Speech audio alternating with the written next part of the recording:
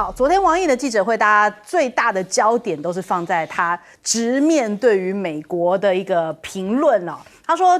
旧金山会晤以来，中美的关系有些进展，但是美方对华错误的认知仍然在延续哦，所做的承诺都并没有真正的兑现，而且为了要打压中国的手段，不断的花样翻新，欲加之罪，已经到了匪夷所思的程度哦。那他说，如果美国你总是说一套做一套，你大国信誉何在？如果一听到中国就紧张焦虑，你的自信又何在？公理何在？公平竞争何在？就是觉得你这美国啊，就在瞎整的感觉，好像说一套做一套，变来变去，已经让中国大陆觉得很不耐烦啊。对这个美国你这个做法，那整场记者会里面也反映出来，这个其实有安排21个提问，但是只有2个是给欧美的媒体，是不是也觉得说，哎，好像也没什么好给你们多问的，多问就多做文章，所以反倒是多安排一些给友邦啊，甚至是南方国家以及这个中国大陆的自己本身的媒体。那再来我们看一下，昨天倒是有一个小插曲，就是有一个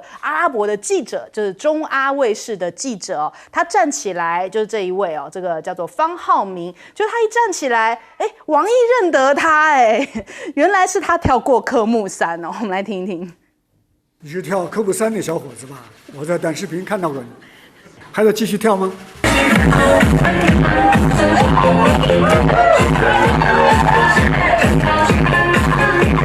真的非常的兴奋，能看到外长也认识我，我真的是这辈子值了。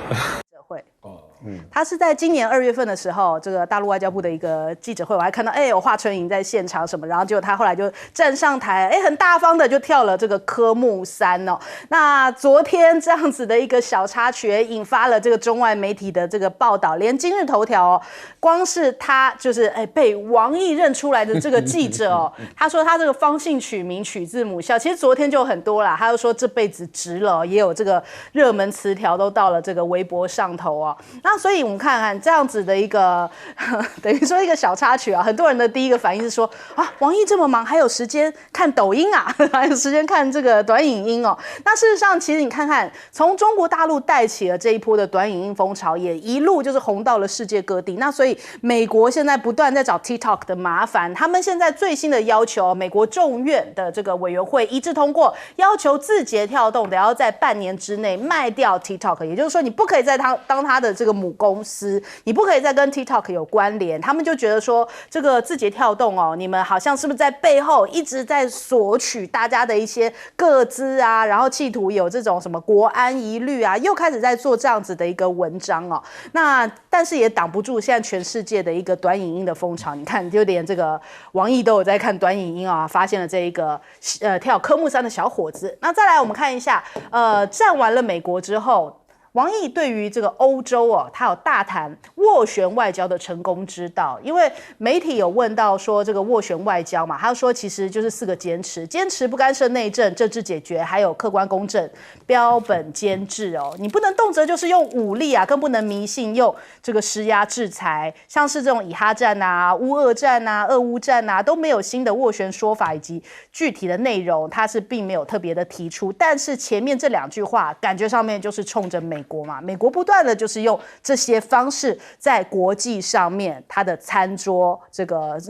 论不就是如此嘛？那王毅还另外宣布了，将对于瑞士、爱尔兰等6个国家进行免签的一些政策。那他说其实对欧盟语重心长讲的话，他说欧盟的文件给大陆贴上3种标签，有的是伙伴，有的是竞争者，有的是制度性的对手。但是呢，其实就好比你一台车开到了十字路口一下子红灯、黄灯、绿灯，这3种灯号同时亮，就像是这3个标签同时亮起。请问这个车要怎么开啊？它是提醒欧洲，就是中欧是互利合作，搞阵营对抗就搞不起来啊！只要中欧开放共赢，就可以逆全球化。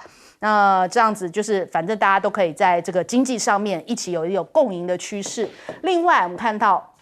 拜登因为现在国情咨文，我们前2天提到了，因为他现在没什么可以拿出来讲的哦。俄乌战好像缺乏这个，就是反攻也不利，好像也没有什么新的话题，又没有办法给他们新的补助。结果就在这个时间点传出来，莫斯科48小时之内恐怕要遇到这个，就是要被袭击哦。那这是来自谁的消息呢？是美国驻俄罗斯的大使馆发布安全警告，所以还讲说啊，公民要避免参加大型活动。人家讲说，这时间点就是这么的巧，就是在他要发表国情咨文的时候，是不是要特意让这个情势紧张一下，让他这个国情咨文里面比较有多一点的发挥空间？那我们看看，连这个美国他们就说他们制裁的俄罗斯的商船公司最近他们的邮轮竟然跑到了中国大陆的北方沧州黄华港还卸载了俄罗斯的石油。这批货原本是要给印度的，怎么就跑到了中国大陆那边去又要开始在讲说，中俄好像是不是靠得太近了？因此呢，你看到这个拜登的国情咨文，他就是先谈乌克兰危机，还讲说我绝对不会低头的，绝对不会向普京来屈服感觉上面好像就是制造了外部的冲突，来降低他现在的国内压力，甚至是他这个连任上面更有话可以说。就首先我们来请教一下亮哥怎么看？王毅讲到了美国好像态度上面比较凶，可是对于友善的人，竟然还都记得住跳过科目3哦。我觉得这个大陆即使不是王毅当外长，即使刘建超上来，对美国大概也是同样的态度了。这个不能够说谁是战狼谁不是战狼了，这个就是代表国家的态度了。我认为中国大陆跟美国大概他对美国已经没有任何期待值了。就是所以你可以看到2月20号安理会美国又行使否决嘛，那个时候大陆驻联合国的代表张军就指明直接批评美国就是有关那个加沙停火的事情那最近你也知道美国这个科技战，他制裁的范围越来越说不上什么理由了，他就是要制裁就制裁了。所以这当然使得中国大陆觉得跟美国打交道已经不知道要根据什么准则了啦所以在这种情况之下，你几乎可以说就是美国自己已经一团乱了，所以也不知道要进哪一个东西比如说抖音抖音 TikTok， 川普说他如果当选他要进，那拜登没有进，自己在用然后参议院，你看那个质询周受资质询成那个样子，对所以我觉得就是还有那个 Raimondo 把这个中国的电动车认为中国可以做远端遥控，可以让300万辆车立即停下来就他在讨论问题已经好像是随便他讲这个是一般人在讨论国家安全问题的话题吗？让你300万辆车提起来，这是军事议题吗？他已经不管了这种议题是你商务部长该讲的吗？所以对这样的一个国家有什么好讲的呢？所以我甚至认为这次李强总理没有开记者会，也是认为美国又要做文章。甚至我认为他们也在防美国在6月之前会在香港搞一些事了。因为香港现在也要审那个23条要进基本法所以在这种情况之下，你就看到他跟美国之间的敌意了越来越深了那与此同时，他又在欧洲讲大白话。我记得是这个西班牙的首相去访问中国的时候，他讲的，他说只要团结欧洲，冷战阵营就打不起来。这个也是冲着美国讲话所以中国大陆很清楚啦，就是说除了美国之外，其他都是可以交朋友的对象，甚至包括日本跟韩国，甚至包括澳洲那甚至也包括像英国这种国家现在我看在中国的眼里，大概就只有美国跟加拿大是不可救药的对象了，那其他就是有机会大家还是要来往。那距离美国越远比如说不是 Anglo-Saxon， 那交往的空间就变大那没有共同防御条约的交往空间就更大大概就是这样啦。所以这个已经逐渐的，你可以看到他心中在准备要有脱钩的打算啦。所以比如说最近那个他的高科技的制造部门，据我了解是大型的国营事业已经开始脱美，这个他们叫脱 A 啊 ，A 就是 America，那也尽量的都用国产品，所以他就是在为川普如果上台之后可能会有进一步的做法在做准备了。好，来请教介老师。这次王毅记者会哈，他一共回答了21个问题嘛，刚刚讲，那大部分都是给这些友邦跟第三世界国家的，给欧美的记者才2个，当然这中间还有很多中国大陆的这个国内的记者央视啊、人民网啊这些都有那不过这次日本方面他们蛮有失落感的 ，NHK 他就做出一个报道，他说以前这种记者会一定会谈到中日关系，今年居然没有任何中日关系的问题，这个21个问题谈得非常广泛，连这个朝鲜半岛都谈到了，那俄乌战争啊、中美啊、中欧啊、中俄各种关系都提到了，一带一路对不对？都提到了，结果呢就是没有提，连朝鲜半岛都提了，就是没提中日关系。所以 NHK 还蛮酸的，他说这种现象在过去历次的这种记者会他说实属罕见，所以这个也可以看出来对中国大陆现在的国际关系的重点，从外长的这个讲话就可以看得出来。那我们过去就提出来，就是上次就是说总理的记者会取消其实这里面就一个很大的一个就是说你要点哪一些国家出来问问题。这个就已经有你的着重点了啦。对，所以这一次你可以看出来，事实上21个问题，欧美国家的记者只有2个，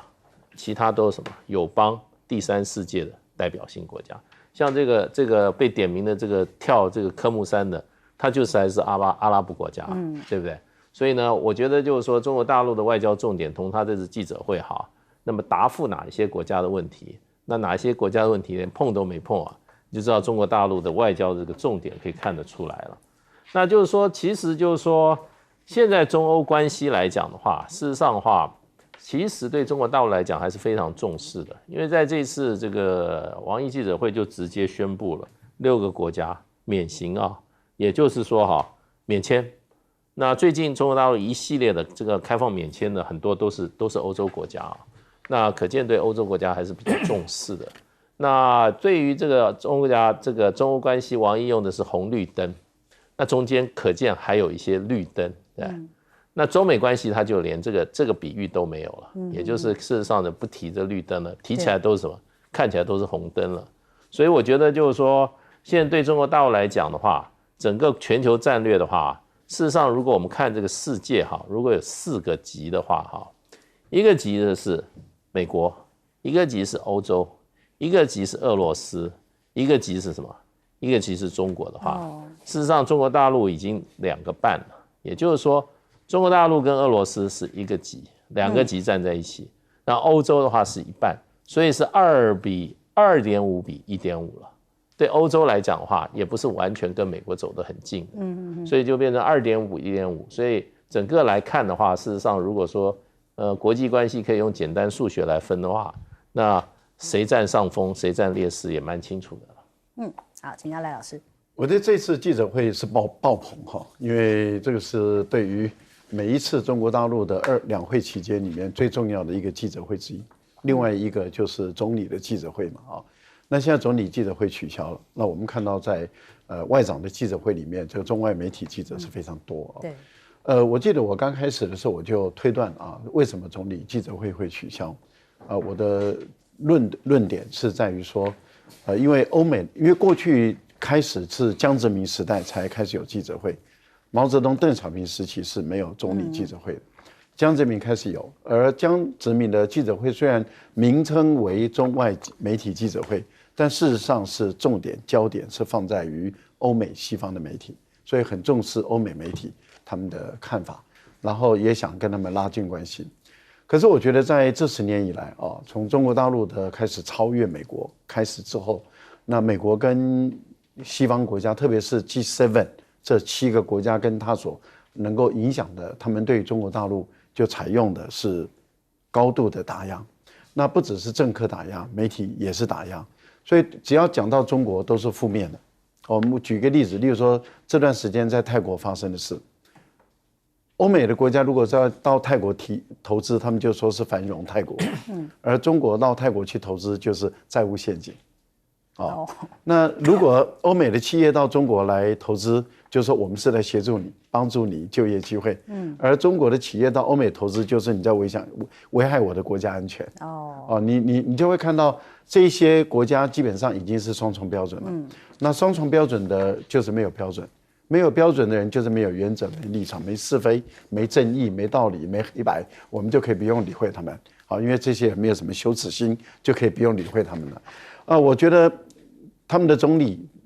就大陆的总理的记者会取消，其实很明白的，就是说对于这些跟欧美媒体沟通的兴趣已经没那么大了，也不是那么在乎。这次王毅的行为就表现得更清楚了。21个提问里面，欧美的就有2个提问，就给你两家，其他的已经这个态度摆得很明白，就是没有那么在乎你们。因为你们永远不会客观的报道中国的故事，永远不会，那已经不寄望了。我觉得导致王毅用高明的外交的术语，把美国彻彻底底的骂了一顿，就是美国就是一个没有信誉的大国，没有自信的大国，然后呢没有公平竞争的大国然后没有国际公理的大国，这个国家真是下流的大国。其实一句话讲，就是不入流的大国。会不会那2句你的话啦？那当然是我话，因为总结用文雅的方式骂人，没有信誉，没有信誉，没有自信，然后没有公平没有国际真理，没有公平竞争，这不下流是什么？好，我们先休息一下。我说的，马上忙回来。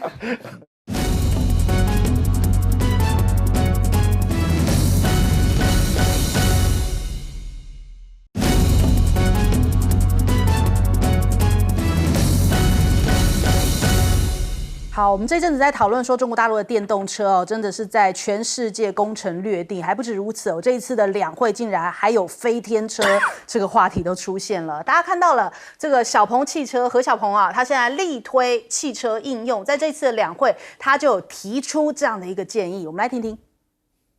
科技的潮流、历史潮流都不会往回退。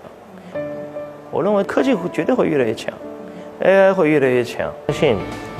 飞行汽车会走向千家万户，但是绝大部分人没有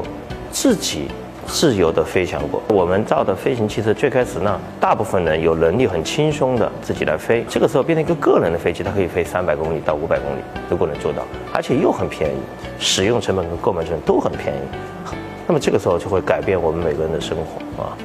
对，所以真的是内卷的很严重前一阵子我们看到 U8 在水上开现在小鹏在天上飞所以中国大陆的这个汽车真的不可同日而语。他说呢，预计我们直接来看画面这是小鹏飞天车预计自动驾驶在2025年会迎来一个转折点。那何小鹏有讲说，科技会越来越好 ，AI 也会越来越强，未来呢，每个人都可以拥有自己的私人飞机，也就是飞天车所以他在这一次的两会提出来，也是让这个世界各国感觉更震撼了，因为比亚迪已经把这个世界各国的汽车厂就是杀的这片甲不留了，那现在连小鹏飞天车，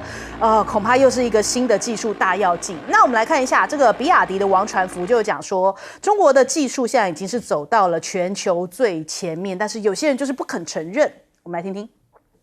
我们中国在应用技术、在市场规模都走到全球的最前面，甚至还会抢美国人的市场。抢外国人的市场，我们还是有一些人在说，我们仍然有巨大的差距在电动车技术上。我不知道这些人有没有长脑子，明明是事实，为什么不承认？所以美国真的是现在超怕中国大陆的电动车他们的能源部长就讲说，不愿意看到中国大陆在光电的影响力在电动车市场重演。但现在显然感觉已经是一步一步又步上了这个光电领域的这个事件了，因为中国大陆的电动车已经在全球崛起，美国很担心他们就一直不断在提说国家安全风险美国官员把汽车比作了装上轮子的智慧型手机，来自对手国家这样子子的牵制，所以让他们觉得啊，如这个芒刺在背哦。那我们看看这个美国的参议员也呼吁要调高中国大陆的电动车进口关税，用关税来阻挡这个大陆的电动车进入到美国的市场。那其实呢，这个美国现在的中国恐慌症真的是蛮严重的，他们现在又开始在讲说龙门吊，华尔街日报说到了，这个有文件显示出来，这个龙门吊里头哦，有一个叫做调变解调器，它是可以远端来存储什么资讯啊，一个通讯设备，所以他们觉得说，哦，这样子的一个这个振华重工的制造的龙门吊可能会来进行一些间谍的活动哦，因为现在美国有80%的港口都有用到这样子的一个龙门吊。那我们看看这个刘鹏宇哦，他讲说，其实这个其实有一点偏执了，滥用国家权力来阻挠正常的经贸合作。还不止如此哦，美国也在指控说，哦，中国大陆有一些工程师啊窃取 Google AI 的技术，现在把他给逮捕了。就连减肥药，美国也在围堵中国大陆啊，就说这个可能呢，是不是有一些什么生物技术上面啊？那是不是卷入到他们现在围堵的这个生物界的一些这种围堵圈哦？所以现在考虑也要来管制大陆的供应商。首先，我们来问一下亮哥怎么看？汽车这个产业，因为它的供应链很长啊，所以欧美日韩碰到中国汽车的挑战，它当然是。他心里相当有恐惧了，我随便举个例子啦，比如说美国 AUW 这个叫汽车工会这个也是直接制造汽车的人，那 AUW 光是会员就有35万人，那你如果再扯到零组件各方方面面，我相信它影响的就业人口可能会上100万人以上，所以这当然就是一个美国的汽车业还不算是特别发达那如果是德国呢？所以德国就极度紧张嘛，因为最近比亚迪的第一艘汽车的货轮在布莱梅港卸货才卸3000辆车那德国就都是头条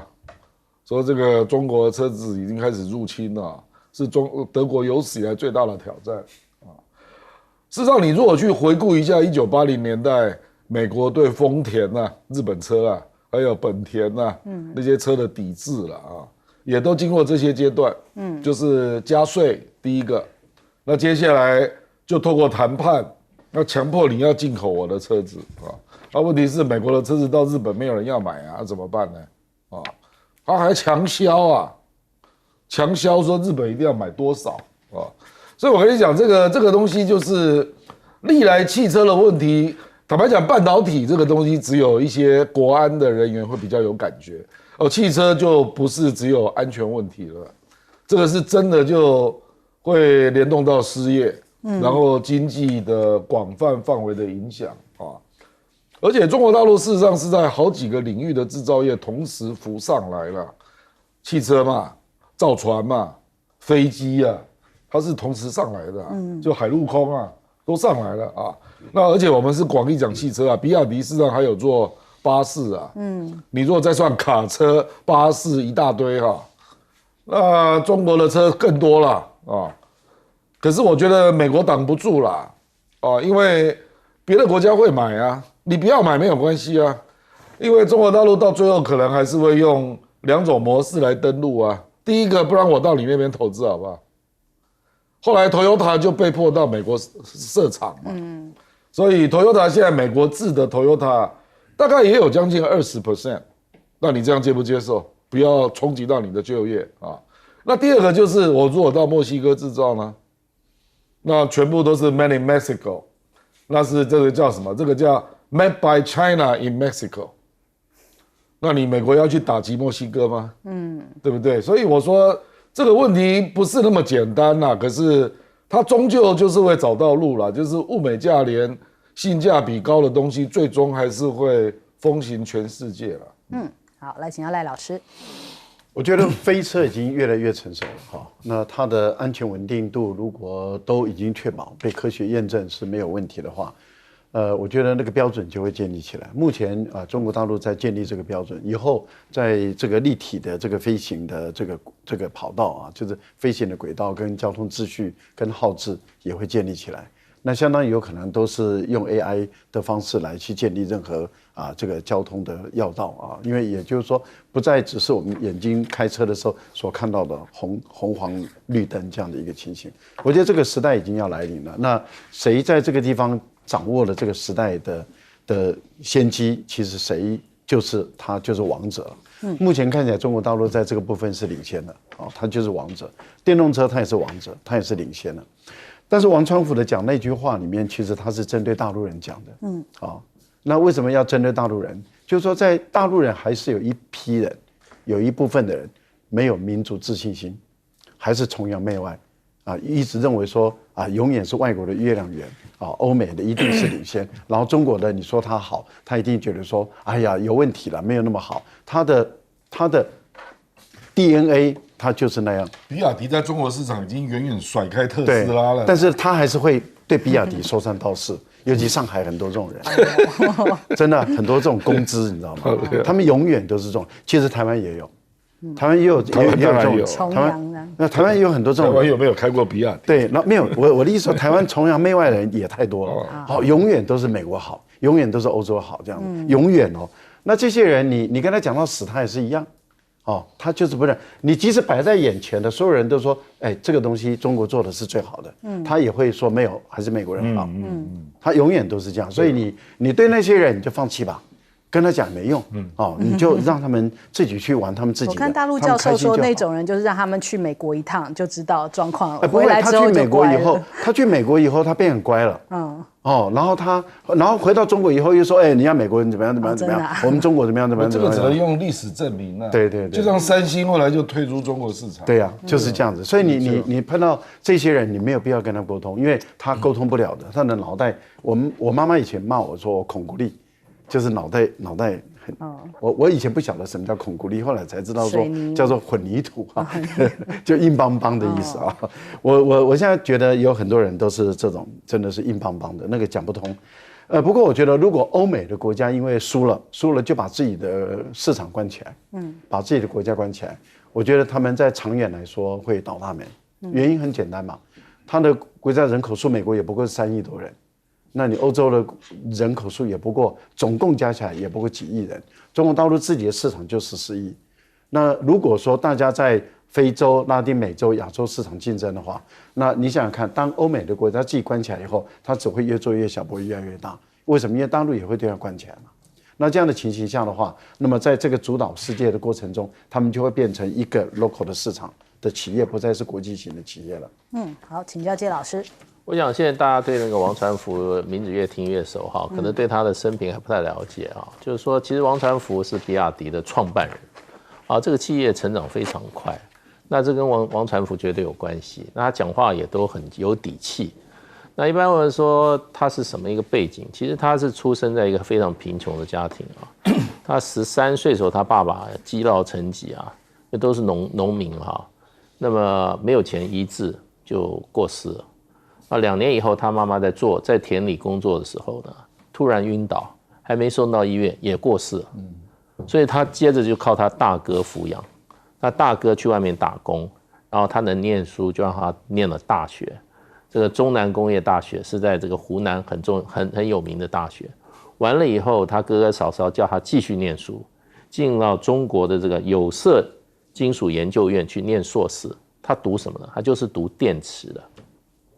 所以他出来就分发到这个中国大陆有名的电池工厂，后来他看到机会就出来创业，创业也是筚路蓝缕。前2年他还说他刚刚这个等于说跑完3点半的日子啊。这个做电动车你像最近这个蔚来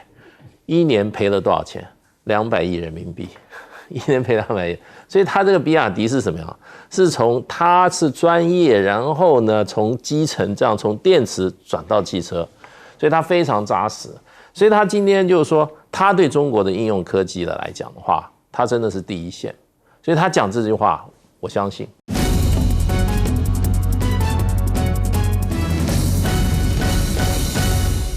欢迎收看《新闻大白话》，我是主持人翟轩，马上欢迎一下这个阶段加入我们讨论来宾，耶鲁政治学博士郭正亮，大家平安。国际事务专家赖岳谦，主持人好，观众朋友大家好。还有前大使谢文吉。展先好，各位朋友大家好。好，现在哦，这个金马已经变成了两岸的角力场了吗？这2天有这个消息哦，就是厦门这边提供出来了这个福马同城通，哎，这有点难念哦。福就是福建，然后马祖同城就是大家是一家一个城啊，有这样的一个交通卡，两边通通都可以用哦。那他们有进行这样子的一个发布仪式哦，大家包含了这个厦门这边代表以及马祖的代表，他们都有这样出席。所以现在看起来哦，这个我们中央社立刻讲，这有统战的疑虑。但是马祖人很踊跃的申请哦，因为办卡就提供300块人民币的储值金，还有这个福州市的公车、地铁的折扣，还有转乘优惠哦。中国大陆的国营企业，他们这个聚春园旗下指定的酒店住宿一些相关的优惠，还有4大文化景点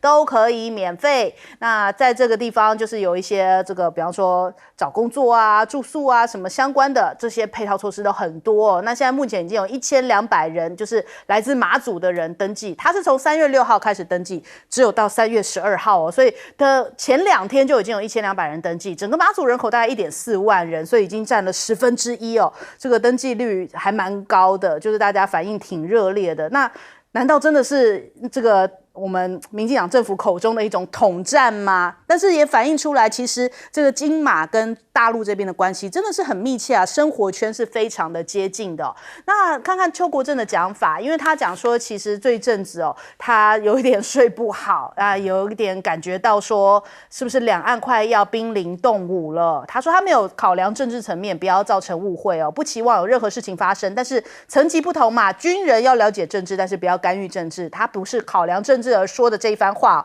他说完全是以军事管理来说明，希望不要造成误会。此话一出啊，今天也看到了这个包含联合、中时的报纸头版也都在讲这个消息哦。我们刚刚上一节特别拿了报纸让大家看，就是也造成了很多台湾民众的担忧，说啊，原来战争真的是很接近了吗？那接种啊，就是军事专家他提到，他说这个兵武说绝对没有言过其实哦。他说现阶段中国大陆虽然还没有将武力犯台列为解决台湾问题的优先选项，但并不代表两岸未处于兵凶战危当中。也就是说，两岸现在开始已经越来越没有所谓的模糊空间了，已经跟这个战争一步一步越走越接近。那再来看看微博上头哦，有这样子的一些影片出来，就说，哎，兄弟们，我们连夜出发去台湾海峡捕鱼，你们出发了吗？我们来看看有多少这样子的渔船出发的画面。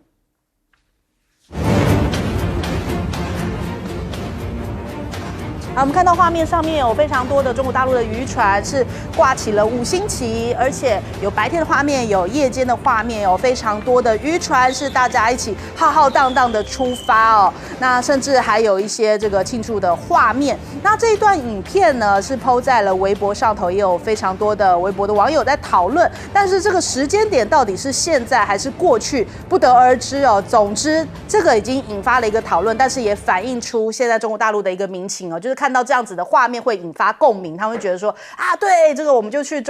去这个台湾海峡这边来钓鱼哦，是不是也从民间反映出来一种这个愤怒感？因为对于这个金厦事件的处理，好像迟迟得不到这个民进党这一边的一个回复，他们也好像看不到真相，所以会用这样子的影片来表达他们的一个心情。除此之外，还有另外一支在流传的影片说，哎，在昨天早上这个金厦海域哦，中国大陆有10余艘的渔船包围海巡署的船只，我们来看看。好，画面上我们可以看到，这个是从某一艘的这个船上面来拍摄的哦，就是有非常多的这个中国大陆的渔船，就是持续的靠近，那甚至说还有一度差一点发生一些擦撞的情况哦。那所以其实你可以看到，就是他们讲说，这是来自于民间的抗议跟愤怒哦，在这个金厦海域这一边，虽然是过去有这样禁限制水域，但是现在因为海巡好像也很难以执法，就像昨天陈玉珍委员所讲的。的海巡船，他们看到了大陆的渔船过来的时候，现在到底该不该执法，变成了现在海巡非常头痛的一个问题。但是这个画面目前没有得到就是来自大陆官方或者是我们目前这个台湾方面任何的证实哦，这只是在微博上面流传的一段画面。但是种种迹象都已经可以看出来，在来自于中国大陆民间对于这件事情迟迟没有办法得到一个处理的一个愤怒感哦。那再来我们看看邱泰山，他对于泉州市长痛批台湾的事情，他就说这也没什么好回应的因为他们的省委书记也都没有回答因为我们看看这个泉州市长，这蔡战胜讲，台湾当局以各种理由对大陆渔船进行暴力，我们对此表示极其愤慨。他觉得这件事情没有什么好回答，因为又不是省委书记，他的态度是这样子可是反过来讲，你是陆委会的主委，你对口的单位应该是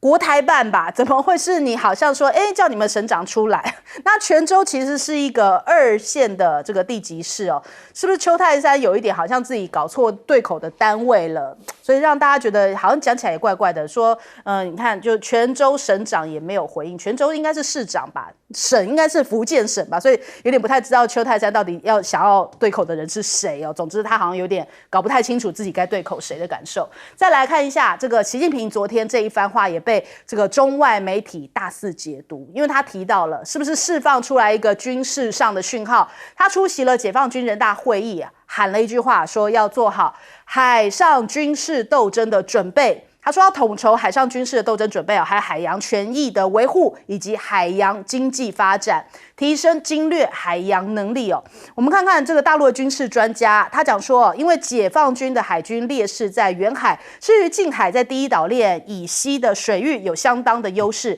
解放军中期的海上战略你打你的，我打我的，近战可久，远战当速，就近而舍远，但是接下来要全面的在海上的军事斗争都要做好准备。也有人问到了王毅王毅说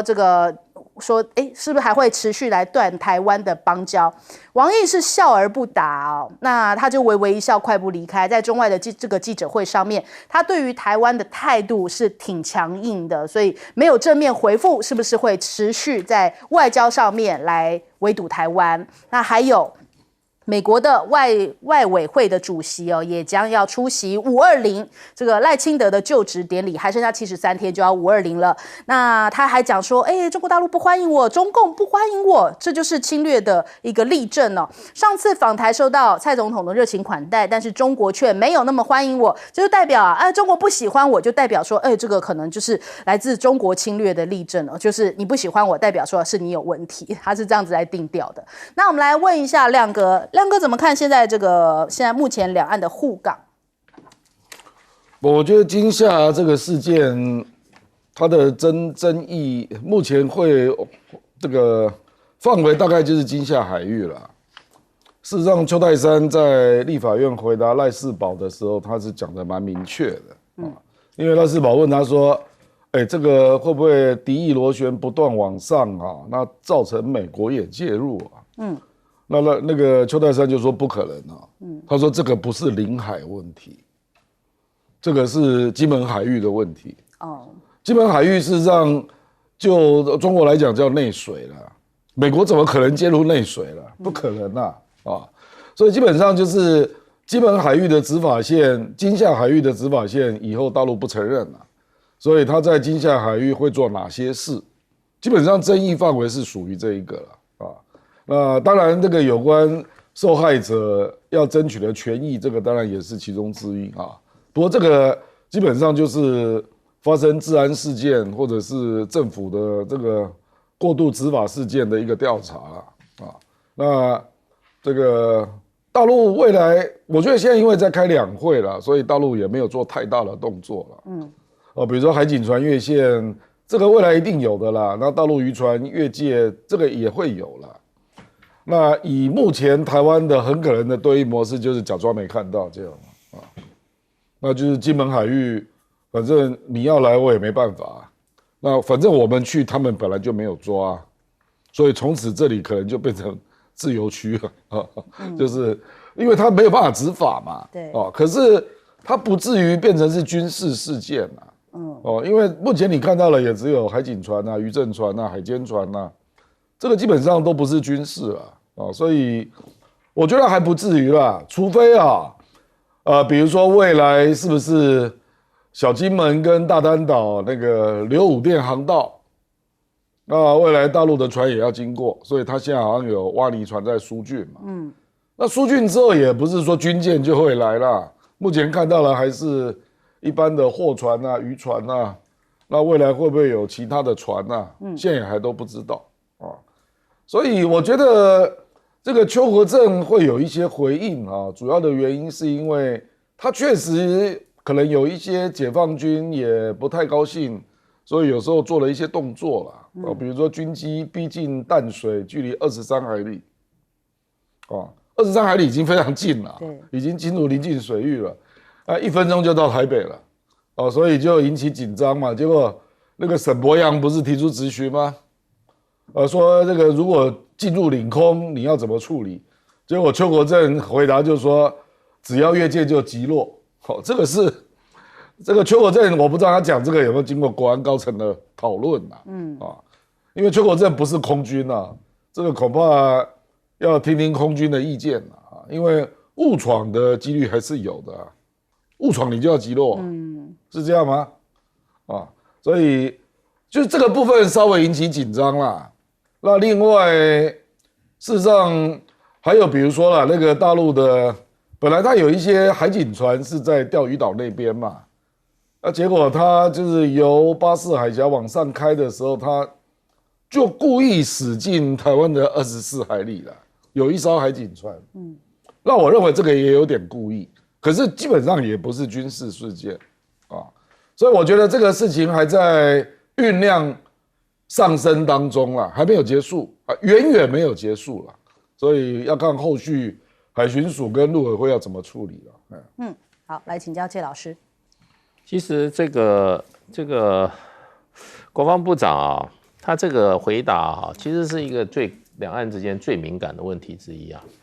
那这个过去在两岸比较紧张的时候，他是有给前线所有使用枪械的规定那有 SOP 的。后来就是说，在这个前2年那个裴洛西到台湾访问以后那个时候就是说中国大陆对台湾进行围岛演习嘛，那民进党是很怂他连飞弹从台湾经过他都不愿意去承认。可那个时候大家就讲说，哇，那如果大陆的这个军机飞越台湾要怎么做那个时候我记得民进党政府蔡英文时代他讲了一句话，他说我们是实行自卫反击，所以是自卫反击，不会开第一枪。讲明的不开第一枪，而且还讲说呢，自卫，因为我当时研究这个问题自卫反击是什么呢？就是说大陆的不管军机或者军舰开了枪或开炮以后我们前线第一线的守卫这个部队他还要把这个讯息报回台湾，由台湾的2位人士决定要不要自卫反击。那这个2位，一个是国防部长，一个是参谋总长。那时候这个立场表达的时候出来以后那当然就是说引起了很多讨论，尤其很多军方的人觉得不满，因为他这样子的话，你如果第一线的话，如果别人已经开枪了，你还要回国请示说能不能还击那就是置第一线的这些官兵于险境嘛。所以后来就说要检讨，可是这件事情就不清不楚。到这一次我认为赖清德的爱将沈伯洋把这个事情再拿出来在这个时机点谈出来。那这个东西基本上我觉得也不是邱国正一个人能决定，这个应该是邱国正的上面，因为邱国正也讲了，这是他特别提出来政治跟军事的分野，其实这个是一个政治的问题。那我觉得他的暗示也很清楚了，所以有更高层已经决定了，就是邱国正讲的，就是说讲什么呢？他说我们已经改变了第一级的要件。什么叫第一级？他只要有实体逾越规矩就要击落。什么是实体？对，什么叫逾越规矩？规矩是什么？就要击落。所以呢，他已经就是说不需要怎么对方先开枪就可以开枪了，所以这已经是非常明确的一个改变。那我认为这个代表赖清德政府的立场，这个跟蔡英文这时候政府的立场是非常不一样的。好，来问赖老师，如果按照邱国正的逻辑来看的话，那飞到24海里，已经进入23海里，就应该要击落了。如果以空域来讲因为中国大陆的战斗机，尤其是空对地，就是空对舰的战斗机，可以达到300公里。那你已经飞到了24海里，那等于是不到50公里了就是在大概30-40公里左右了。